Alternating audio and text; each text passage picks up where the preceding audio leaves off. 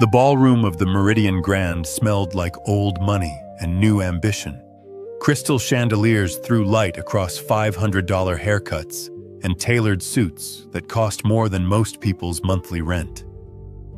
Somewhere near the back of the room, a string quartet played something European and forgettable.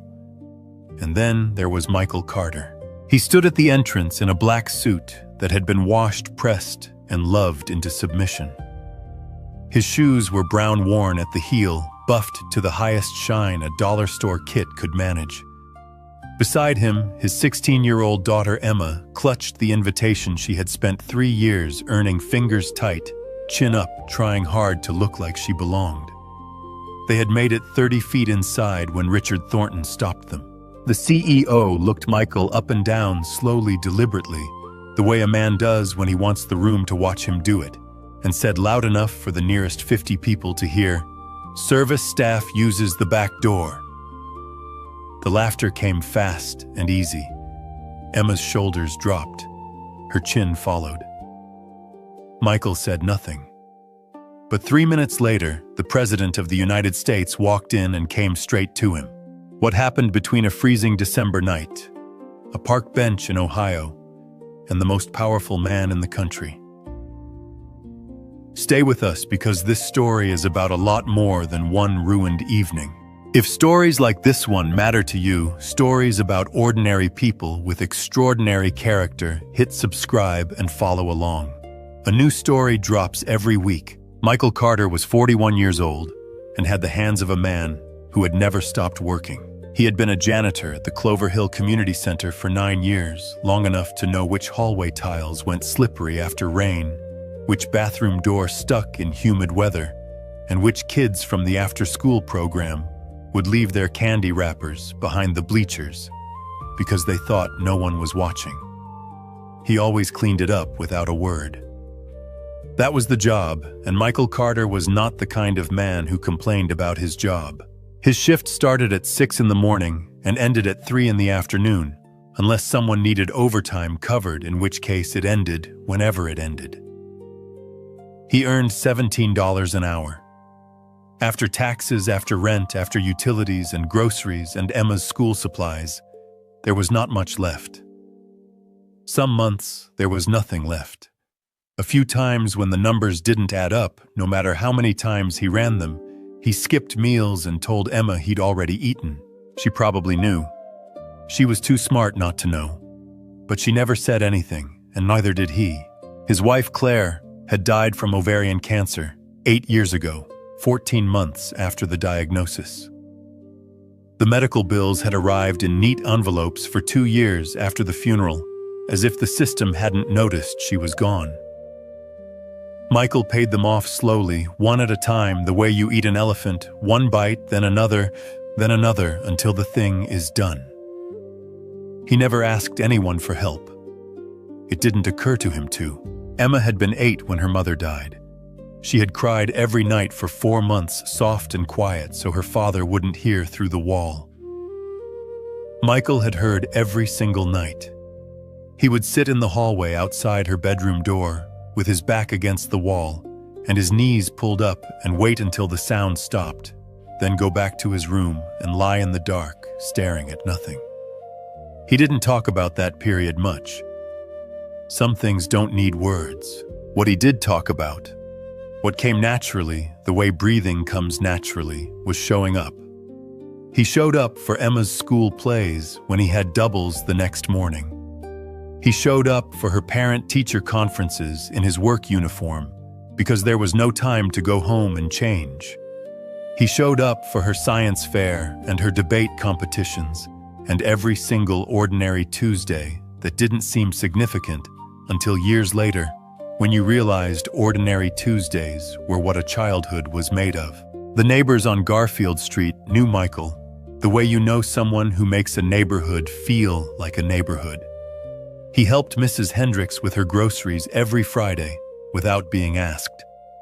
He spent a Saturday in October fixing the Torres family's back fence after a storm knocked 2 panels down, refusing the $20 their teenage son tried to press into his hand. Every Thanksgiving and Christmas, He volunteered at the county relief station on Route 9, ladling soup and stacking canned goods and talking to people like they were people, which sounds like a small thing until you've spent a holiday in a relief line and know how rare it actually is. He didn't do any of it for recognition. The thought would have embarrassed him. Emma was 16 now, and she had grown into someone that made Michael quietly, fiercely proud, in a way he could never fully put into words. She was sharp without being cutting. She listened when other people spoke. She had her mother's eyes, dark brown, steady, the kind that made you feel like whatever you were saying mattered. She had started a tutoring program at her school for freshman students who were struggling, organized it herself, ran it herself, and never once mentioned it at home until her English teacher emailed Michael to tell him what his daughter had built. He had read that email 4 times. Then he had folded it carefully and put it in the small wooden box on his nightstand, where he kept the things he wanted to remember. That box held 3 items: a photo of Claire Emma's first drawing from kindergarten, and that email. Now it would need to make room for one more thing. It was the 2nd week of December, and Ohio had decided to skip autumn entirely that year and go straight to punishment. Michael finished his closing shift at 7:45 in the evening, a double because one of the other custodians had called in sick, and he had agreed to stay the way he always agreed to stay. By the time he clocked out, the temperature had dropped to 4 degrees Fahrenheit, and the wind coming off the river had teeth in it. He pulled his jacket tighter, tucked his chin down, and started the 12-minute walk home through downtown Clover Hill. He took the route through Madison Park because it was 3 minutes shorter and his feet hurt. The park was mostly empty at that hour. A cyclist moved through without slowing down. 2 college students walked fast with their hands in their pockets, heads bent against the cold. The ornamental lights along the main path had already been strung up for Christmas, but half of them were burned out, which gave the whole place a dim, half-finished feeling. Michael almost missed him. The man was sitting on a bench near the east fountain, drained and covered for winter, hunched forward with his elbows on his knees. He was wearing a charcoal wool suit that probably cost more than Michael's monthly rent, but no coat, no scarf. He was somewhere around 70 years old, with white hair, a strong jaw, and the posture of a man who had spent decades being important. None of that was doing him any good right now. He looked exhausted. Not tired the way people look after a long day, exhausted the way people look when they have been holding something heavy for too long, and their arms are finally giving out. Michael slowed down, then stopped. He watched the man for a moment. A woman in a fur-trimmed coat walked past without looking. A man in an expensive parka glanced over, made the private calculation that happened behind people's eyes in moments like this, and kept walking. Michael turned around and went to the coffee cart on the corner of Madison and 5th. He had a $5 bill in his wallet, the last one until payday on Friday. He bought 2 small coffees, black, and walked back. He held one out to the man on the bench. The man looked up. His eyes were sharp, despite everything, the kind of eyes that were used to reading rooms and reading people. They moved over Michael's face with a brief automatic assessment, and then something in them softened. "Thank you," the man said. He took the cup with both hands. "You doing all right?" Michael asked. "I've been better. My phone is dead. My driver missed the pickup, and I'm not familiar with this area." "I can help with that," Michael said. He pulled out his own phone, dialed the number the man recited from memory, and handed it over. He listened without listening, the way you give someone privacy in a small space, while the man spoke briefly, gave the park name and the cross streets that Michael provided quietly, then handed the phone back. 10 minutes, the man said. They sat in silence for a moment. Not the uncomfortable kind, the kind that happens between people who are both too tired for performance. Then the man said something that surprised Michael. "Do you have to be somewhere?" "I just need to get home," Michael said. "My daughter will still be up." She'll want to tell me about whatever she's reading." The man looked at him. Something passed through his expression, something quiet and careful, the way emotion moved across a face that had learned to keep very still. "That sounds like the best part of the day," the man said. "It is," Michael said. And he meant it completely. They talked until the car came. The man spoke about being tired not physically, but the kind of tired that came from a life where every room you walked into, people saw the position before they saw the person. Where genuine conversation had become something rare enough to notice when it happened. Michael listened the way he always listened, completely without agenda. He didn't ask the man's name. It didn't occur to him that it mattered. When the black SUV finally pulled up, two men in dark coats climbed out fast, and the old man stood slowly straightening his suit jacket. He looked at Michael for a moment, before turning to go. "I can't remember the last time someone sat down next to me without wanting something," he said. "I mean that as the highest compliment I know how to give." Michael shook his hand. "Stay warm," he said. He watched the SUV pull away, then turned and walked the rest of the way home in the dark, thinking about nothing in particular. He never asked the man's name. He would not know it for another 2 years. The letter arrived on a Tuesday in October, wedged between a utility bill and a grocery store circular. Emma pulled it from the mailbox herself, read the return address, and stood on the front porch for a long moment before she came inside. She set it on the kitchen table without a word and sat down across from it like she wasn't sure she was allowed to open it yet. Michael dried his hands on a dish towel and sat down beside her. "Go ahead," he said. She opened it carefully, the way she did everything deliberate, no wasted movement. She read it once. Then she set it flat on the table and pushed it toward him. It was an invitation to the National Young Leaders Summit in Washington, D.C. Emma had been selected as one of 50 students from across the country, following 3 rounds of review. Written application, teacher recommendations, and a panel interview. She had driven 4 hours round trip to attend in Columbus without telling Michael how nervous she was. The summit was 3 days. The closing banquet on the final evening was a formal recognition ceremony, and parents were invited to attend. Michael read it twice. Then he looked up at Emma.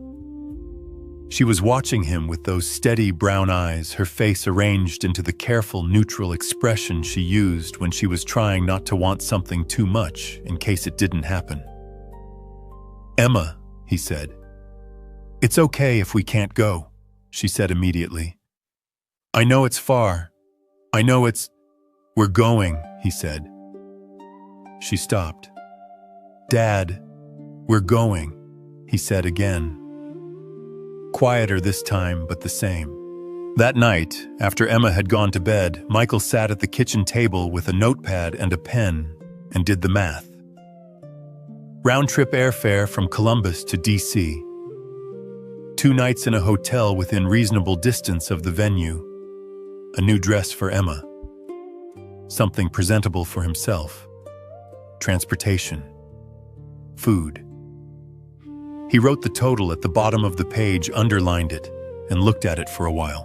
The number was $412 more than he had in his checking account. He had a small savings fund money he had been setting aside for 8 months to replace the roof over the back bedroom, which had developed a slow leak he had been managing with a plastic tarp and a bucket since spring. That fund had $460 in it. He did the subtraction. $48 left over. No roof repair. No margin for anything unexpected between now and his next 3 paychecks. He sat with that reality for several minutes. Then he folded the notepad in half, put it in the kitchen drawer, and went to check on Emma. She was asleep. One arm tucked under her pillow the way she had slept since she was small. On her desk under her lamp, she had placed the invitation in the center of her desk blotter, smoothed flat like something important, which it was. Michael stood in the doorway for a moment. The roof had been leaking since spring. A bucket had handled it this long. A bucket could handle it a little longer. Emma had been working towards something like this for 3 years. The math, when you included what actually mattered, was not complicated at all. He turned off the hallway light and went to bed. The Meridian Grand was the kind of hotel that made you feel the distance between yourself and it before you even reached the front door. Michael had looked it up online the week before the trip, not to admire it, but to prepare. He studied the entrance, the lobby layout, the dress code listed on the event page. He wanted to know what they were walking into. He wanted Emma to walk in ready, not surprised. What the photos hadn't conveyed was the scale of it. The main entrance rose 3 stories, all glass and brushed steel, with a doorman in a coat that probably had a name brand on the inside lining. The lobby beyond was marble, real marble, the kind with natural variation in the stone, and the ceiling above the check-in area was covered in a mosaic that caught the light and threw it in every direction. Floral arrangements the size of small trees stood on pedestals near the entrance to the ballroom corridor. Emma walked in beside her father and said nothing. Michael felt her pace slow slightly as her eyes moved across the space, absorbing it. "Keep walking," he said, low and easy. "You belong here as much as anyone." She nodded and kept walking. They followed the event signage down the main corridor toward the ballroom. The other guests were already arriving in clusters, men in suits that moved differently than Michael's. The fabric heavier, the cut sharper, built for rooms exactly like this one. Women in gowns and structured cocktail dresses. A man near the ballroom entrance wore a watch that Michael recognized from a magazine he had once read in a waiting room. It cost more than his car. Emma was wearing a navy dress she had found at a consignment shop in Columbus 3 weeks earlier. It fit her well, and the color suited her. Michael had told her she looked elegant, which was the right word, and he had meant it completely. But he watched her now register the room around her, the gowns, the jewelry, the easy confidence of people who had attended events like this many times before. And he saw the small internal adjustment she made, the almost invisible pulling in that happened when a person suddenly felt the outline of where they stood. Michael was wearing the black suit. He had spent 40 minutes the night before going over it, checking every seam, repressing every crease, polishing his shoes until the leather gave back what reflection it had left to give. He looked clean. He looked careful. He knew without illusion that he did not look like the other men in this corridor. That was fine. He had not come here to look like them. He had come here for Emma. He put his hand briefly on her shoulder as they approached the ballroom entrance. "Chin up," he said. Emma lifted her chin. They were 15 feet from the ballroom doors when a woman in a red evening gown glanced at Michael and then looked away in the particular way that meant she had assessed and categorized him in the same motion. A man in a silver tie stepped slightly in front of Michael at the entrance, without appearing to notice he had done it. A cluster of guests near the welcome table laughed at something, and for a half-second Emma flinched, though nothing had been directed at them. Michael noticed all of it. He always noticed. You developed that awareness when you spent years in spaces where you were employed to be invisible, and he had learned long ago that noticing didn't have to mean reacting. You took stock, you adjusted, you kept your eyes on the reason you were there. The reason was standing beside him in a navy dress, holding her invitation with both hands, trying to decide whether to feel proud or small. He leaned slightly toward her. "You earned that invitation," he said quietly. "Every person in this room got here some way or another. You got here by being exceptional. Don't forget that." Emma looked up at him. "Okay," she said, and this time she meant it. Richard Thornton had built his entire career on the ability to read a room. He had started Thornton and Associates at 31, with a single commercial property in downtown Columbus and had spent the next 23 years turning it into a real estate empire with holdings in 14 states. He had been on the covers of 2 business magazines. He had shaken hands with senators and foreign dignitaries and had once had dinner at the White House, a fact he mentioned in conversation more often than he realized. He was the kind of man who arrived at events like this one not to attend them, but to be seen attending them, which was a different thing entirely. What Richard Thornton had also built with equal diligence was a precise internal taxonomy of people. There were people who mattered, meaning people who could do something for him, and there were people who were background. The taxonomy was not cruel in his own mind. It was simply efficient. You learned to read a room, and reading a room meant knowing immediately who deserved your attention and who did not. He had a system for it. Shoes were reliable. Suit cut was reliable. The way a person held themselves in an unfamiliar space was reliable. In 23 years of networking in rooms exactly like this one, his system had rarely failed him. Michael Carter failed it in under 3 seconds. Richard saw him near the ballroom entrance. The worn shoes, the off-the-rack suit pressed into respectability, the slightly uncertain way he was navigating the space. And the categorization was instant and automatic. Service staff, wrong entrance, simple mistake. He was already moving toward him before he had consciously decided to. He stepped in front of Michael with the relaxed authority of a man who had never once questioned his right to occupy any space he chose to enter. "Hey, buddy!" His voice was pleasant, carrying. "Service staff entrance is around back, through the kitchen corridor. You'll want to head that way." Michael stopped. He looked at Richard with an expression that was steady and unreadable. "I'm a guest," he said. "My daughter was selected for the summit. We're here for the recognition ceremony." Richard's eyes moved briefly to Emma, the navy dress, the invitation she was holding, and then back to Michael. The assessment was fast and did not change his conclusion. He smiled the smile of a man who believes he is being patient. "Right," he said. "Regardless, the back entrance is—" "I just told you," Michael said, his voice still level. "I am a guest. My daughter's name is on the program." The smile stayed. "Look, I don't want any trouble. I'm just telling you how it works. Staff goes through the back.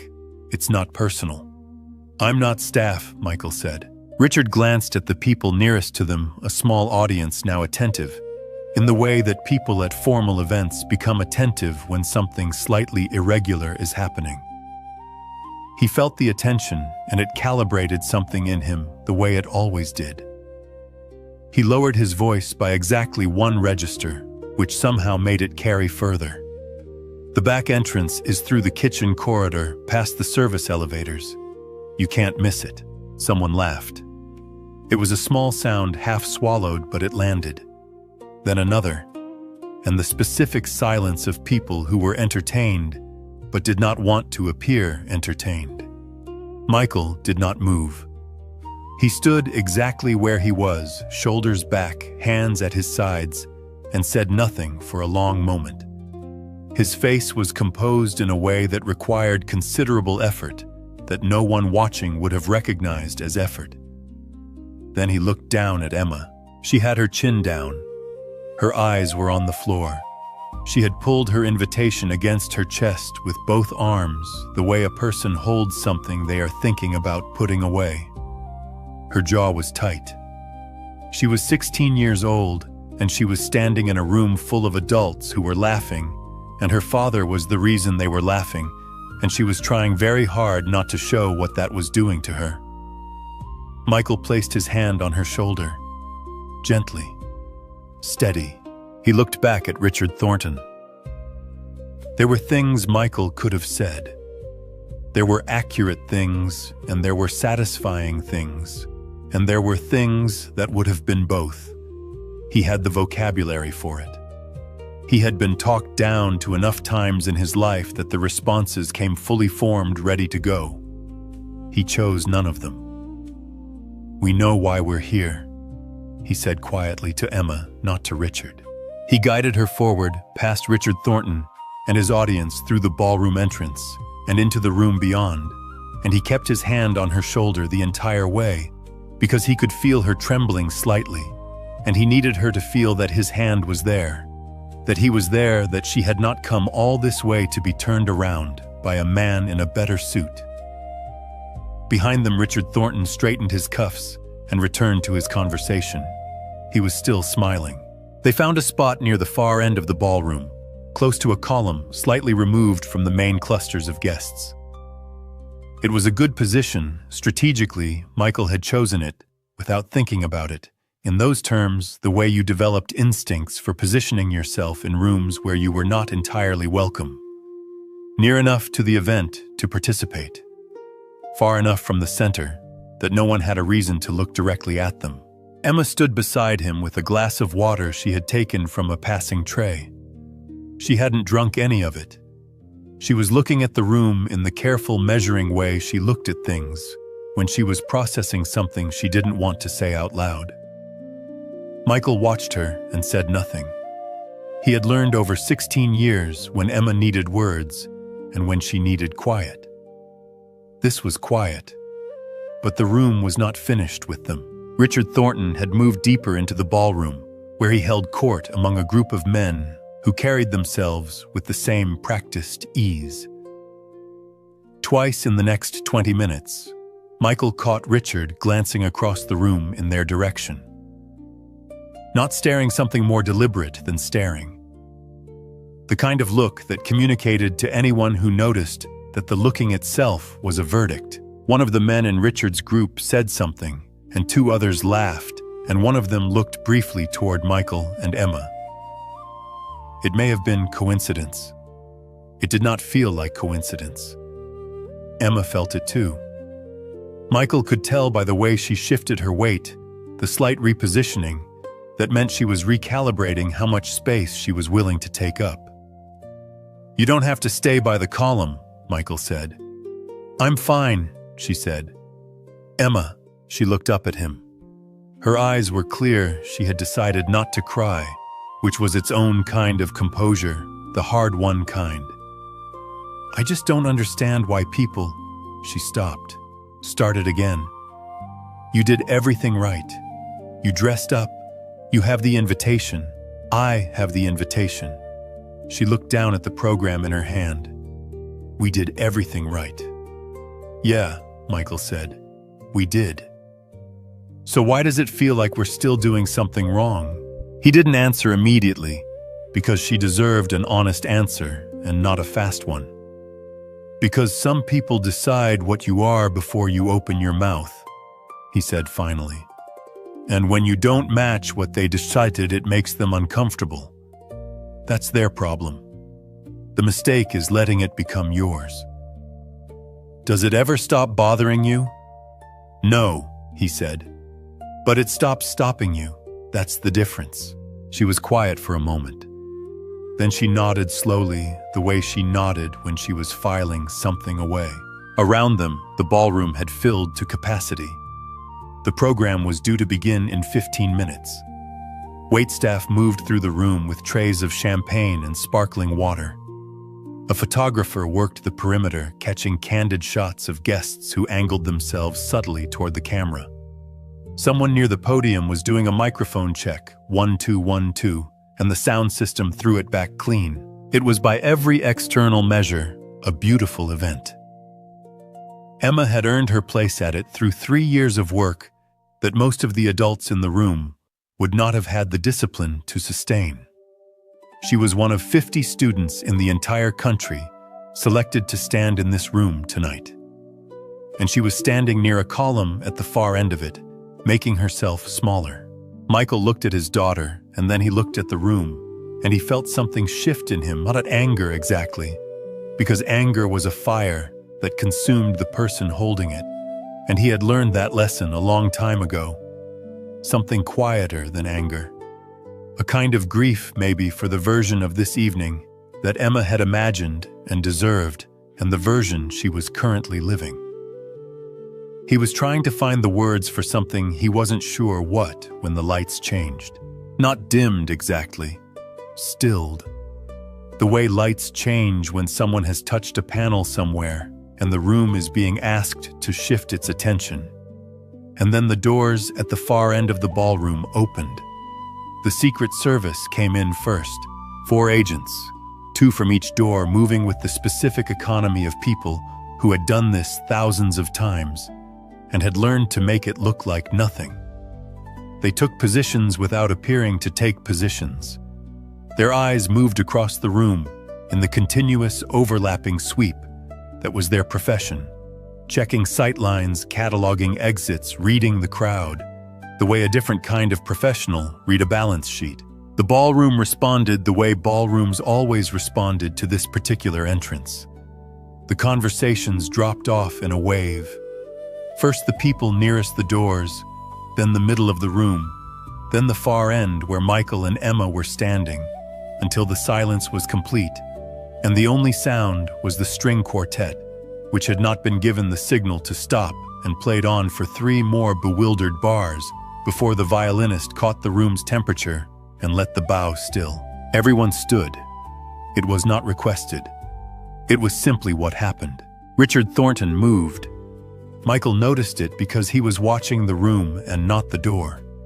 Richard repositioned himself from the center cluster of guests to a spot approximately 8 feet closer to the main aisle, a small migration casual in appearance, strategic in intention. He straightened his jacket. He arranged his face into the expression of a man who was important and relaxed about it. His chin came up slightly. His shoulders dropped back. He was ready to be noticed. The President of the United States entered from the main doors. He was taller than he looked on television, which was what people always said. And he moved through the room with the particular quality that very few people ever developed the ability to be completely present in a space without performing presence. He was not working the room. He was simply in it, and the room reorganized itself around him, the way water reorganized itself around anything solid. His lead agent said something quietly at his shoulder. The president nodded without breaking stride. He moved down the main aisle. Richard Thornton's expression was calibrated and ready. He was positioned well. He had done this before the brief exchange, the handshake, the photograph that would appear somewhere useful. He knew how to make 15 seconds count. His hand was already beginning to move away from his side in the preparatory motion of an extended greeting. The president walked past him. Not rudely, not pointedly, simply past him. The way you walk past furniture that is not relevant to where you are going. Richard's hand completed its movement and then had nowhere to go. He let it fall back to his side. His expression held for a moment through sheer muscular discipline, then rearranged itself into something more neutral. The president was still moving. He was moving through the room in a direction that did not correspond to the podium. The host committee, the lead sponsors, or any of the people who had positioned themselves to be found. He was moving toward the far end of the ballroom, toward the column. Michael saw him coming and did not immediately understand what he was seeing. His mind offered several explanations. The president was heading toward someone behind them, or past them, or there was some logistical reason for this path that had nothing to do with. The president stopped in front of him. He was looking directly at Michael.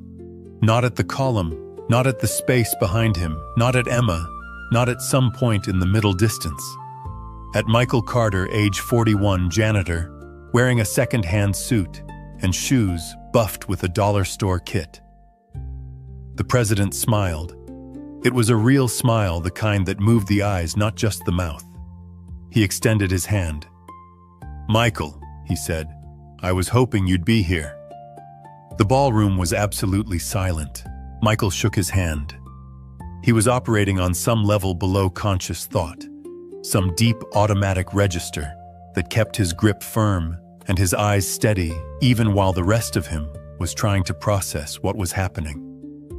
He was aware distantly of Emma beside him. of the stillness of the room, of Richard Thornton somewhere behind him, very quiet, very still. "I didn't know," Michael said. It was all he had. The president nodded. "I know you didn't," he said. "That's the whole point." The president turned to face the room. He did not move to the podium. He did not need it. The acoustics of a room that was holding its breath were better than any sound system, and every person in the ballroom, from the senators near the front to the waitstaff frozen along the walls, was listening with the particular quality of attention that only happened when something unrehearsed was occurring. He kept one hand on Michael's shoulder. It was a simple gesture. It said everything it needed to say. 2 years ago, the president began, "I had a night that I have not talked about publicly. I'm going to talk about it now." The room did not move. I was in Ohio. Private travel, no press, reduced security, which my detail was not happy about, but which I sometimes need, because there are things you cannot think clearly when every moment is managed and observed and recorded. He paused. My driver missed the pickup. My phone was dead. I was in a park in a small town, and I was by any practical definition stranded. A few people exchanged glances. This was not the kind of thing presidents said out loud. The candor of it was slightly disorienting, the way honesty from powerful people sometimes was. It was December. It was 4 degrees. I sat on a bench and I watched people walk by, and I want to tell you because I think it matters that not one person stopped. Not one. I was an old man on a bench in the cold, and every single person who walked past made the calculation and kept going. He let that land for a moment. I'm not saying that to indict anyone. I'm saying it because I know how those calculations work. I've made them myself. We all have. You look at a situation, you assess the cost of involvement, and you keep moving. He looked at Michael, and then this man stopped. Michael was looking straight ahead. His jaw was tight. Emma was beside him, and she had stopped breathing in any perceptible way. He didn't know who I was, the president continued. I was not the president to him. I was an old man who looked like he needed help, and that was the only information he used. He paused. He went to the coffee cart on the corner. I watched him go, and he came back with 2 cups. He sat down next to me. He gave me his phone so I could reach my team, and then he talked to me. The president's voice shifted slightly, still controlled but carrying something underneath it now. Not at me, not around me. He talked to me like I was a person sitting on a bench who had had a hard evening, which is exactly what I was. He listened when I spoke. When I asked if he had somewhere to be, he told me he needed to get home, that his daughter would still be up, and she'd want to tell him about whatever she was reading. A beat. He said it like it was the best part of his day. Across the room, Emma made a sound that was not quite a word. She pressed her hand over her mouth. He didn't ask my name, the president continued. Didn't ask what I did. Didn't try to leverage the situation in any direction. He just sat there, with me, in the cold, until my people came. He looked out across the room. Before I got in the car, I told him that I couldn't remember the last time someone had treated me like a regular human being, and I meant it. A beat. I mean it now. He turned back to Michael. I had my team find out who he was afterward, because I wanted to know. I learned that he works as a janitor. I learned that he raises his daughter alone. I learned that he volunteers every Thanksgiving and Christmas, that he helps his neighbors without being asked upon, that the people on his street trust him, the way people trust someone who has never once given them a reason not to. He looked at the room one final time, steady, unhurried. I have spent my career in rooms full of accomplished people, people with titles and resources and influence, And I want to say something clearly in front of all of you, because I think it needs to be said in a room like this specifically." He paused. "The most important thing about a person is not what they have built, or what they have accumulated, or what their name appears on. It is what they do when no one is watching. It is whether they stop." The silence in the room had changed quality. It was no longer the silence of attention. It was the silence of people who were sitting with something. Near the center of the room, Richard Thornton was standing very still. His champagne glass was in his hand, and he had not moved it in some time. Something had shifted behind his eyes, the expression of a man running something back, examining it in a new light, finding it considerably worse than he had left it. For the first time all evening, his face held no performance at all. He did not look up. Michael was looking at Emma. She was not looking at the president, or at the room, or at Richard Thornton. She was looking at her father. Her eyes were full, not spilled, just full, held there by the same composure she had been practicing all evening. Her chin was up. Her shoulders were back. She looked exactly like someone who was proud and did not have the words for it yet. The president turned to Emma. He looked at her the way people looked at someone when they genuinely wanted to see them, not the polished, practiced attention of a public figure working a room, but the real kind, the kind that required actually stopping.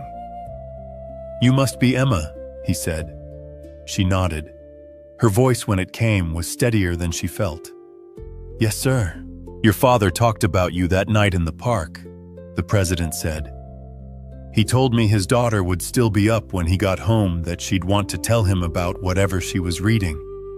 He said it like it was the best part of his day."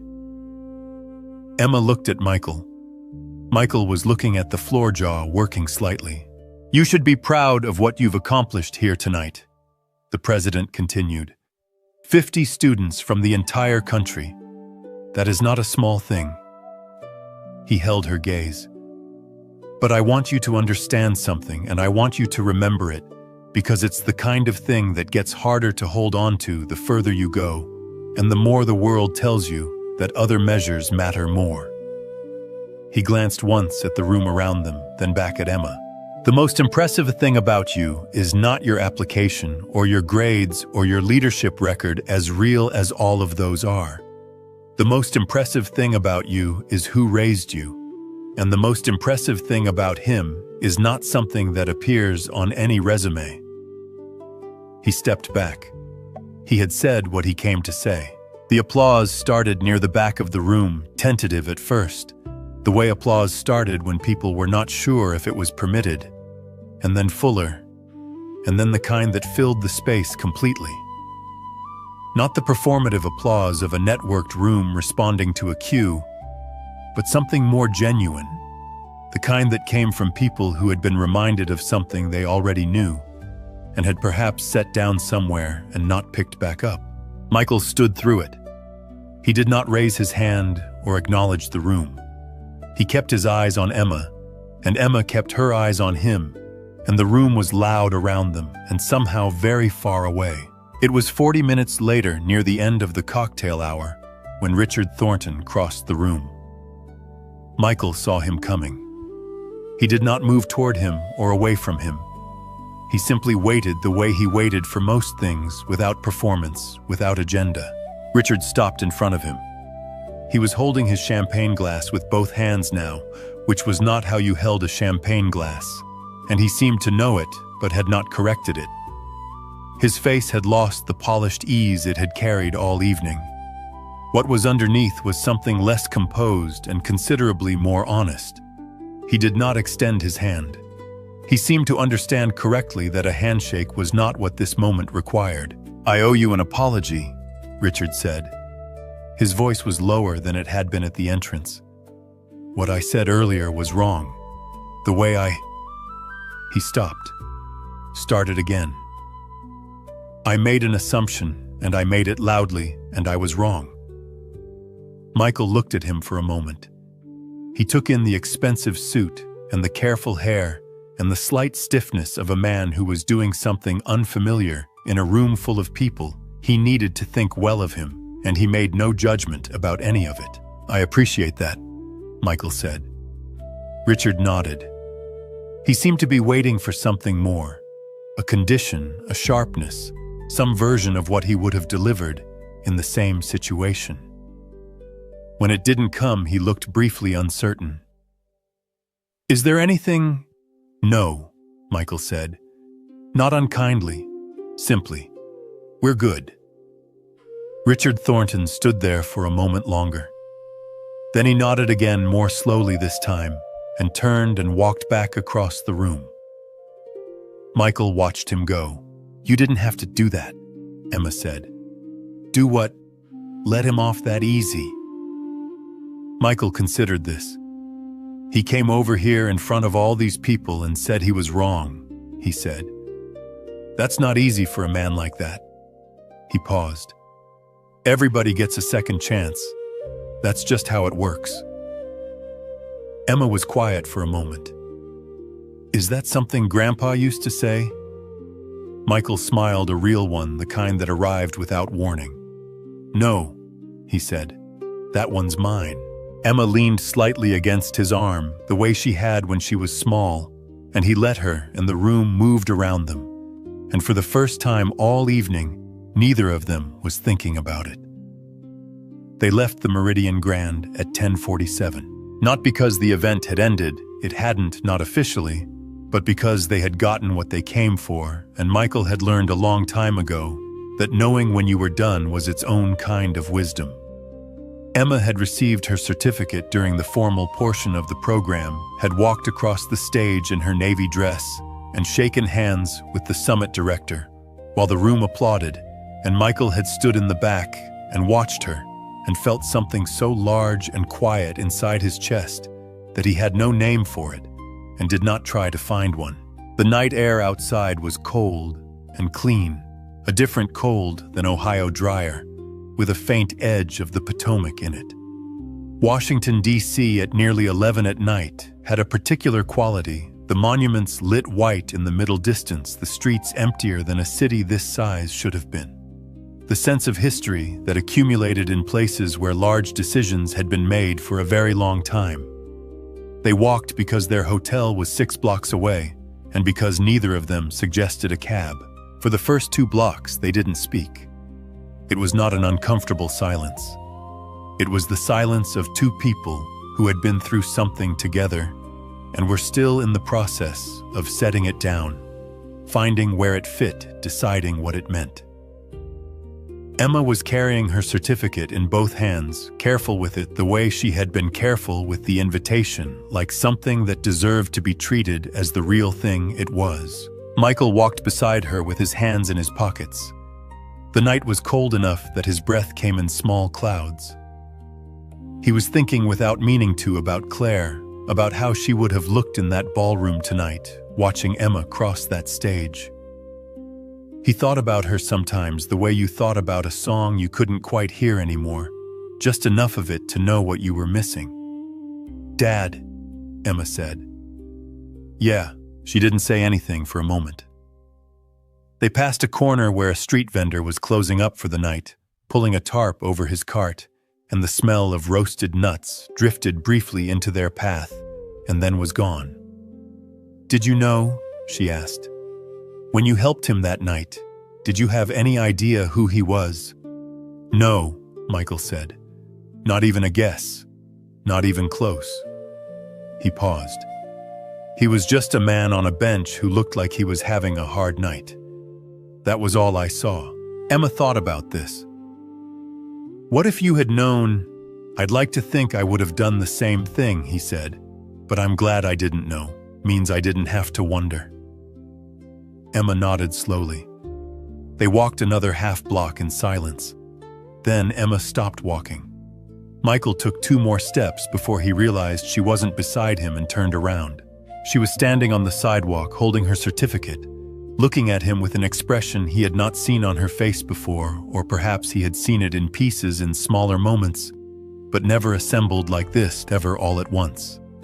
It was the expression of someone who had been carrying a question for a long time and had finally found the answer and was still adjusting to the weight of it being gone. "I want to tell you something," she said. "Okay," he said. "I know how much this trip cost." She held up a hand before he could speak. "I know about the roof. I found the notepad in the kitchen drawer one night when I was looking for a pen. I didn't say anything because..." She stopped. "I just didn't. But I knew." Michael was quiet. "And I know about the months when you said you'd already eaten." Her voice was steady, but just barely. "I know about all of it, Dad. I've known for a long time." He looked at his daughter, 16 years old, standing on a sidewalk in Washington, D.C. at almost 11 at night, holding a certificate she had earned by being exceptional, telling him that she had seen him all along. He didn't say anything. There was nothing to say. "I just want you to know," Emma said, "that I know," and that her voice broke once cleanly and then held. "I am so proud to be your daughter." Michael crossed the distance between them and put his arms around her, and she leaned into him the way she had when she was 8 years old, and the world had just shown her what loss felt like, and he held on. He cried. He didn't try not to. Not for the president's words or the room's applause or the way Richard Thornton had crossed the floor with his champagne glass held wrong. Not for any of it. For this. Just this. His daughter, who had seen every quiet sacrifice and said nothing, and waited until the right moment to say everything. His daughter, who had become, without his fully noticing, when it happened, exactly the kind of person he had always hoped she would be. The street was empty. The monuments burned white in the distance.